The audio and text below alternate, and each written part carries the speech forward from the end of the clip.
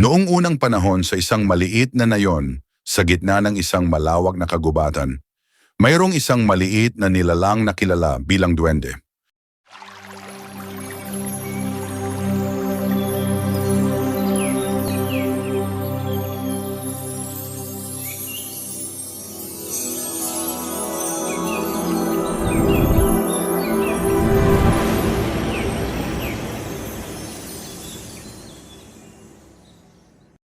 Ang mga duwende ay mga malapapangduling na nilalang na may matatalinong isip at mahika.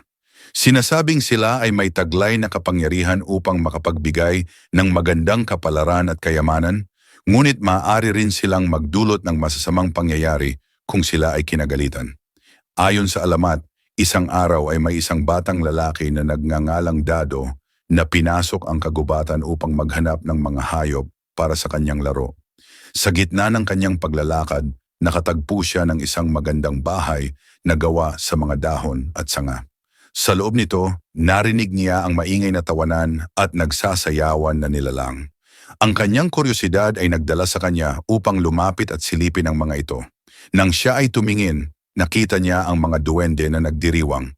Ang kanilang mga mata ay nagniningning at ang kanilang damit ay makukulay. Napakaganda ng kanilang sayawan at musika.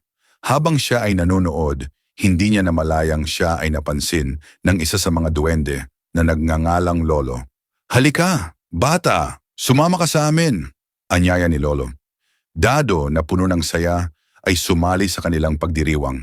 Sila ay nagtawanan, sumayaw at nagkaroon ng masayang oro-plata mata na tawa hanggang sa magdala ang gabi ng dilim.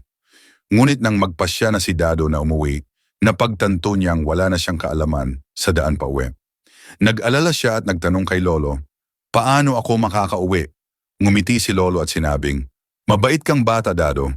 Bibigyan kita ng regalo. Isara mo ang iyong mga mata at magbigay ng isang wish."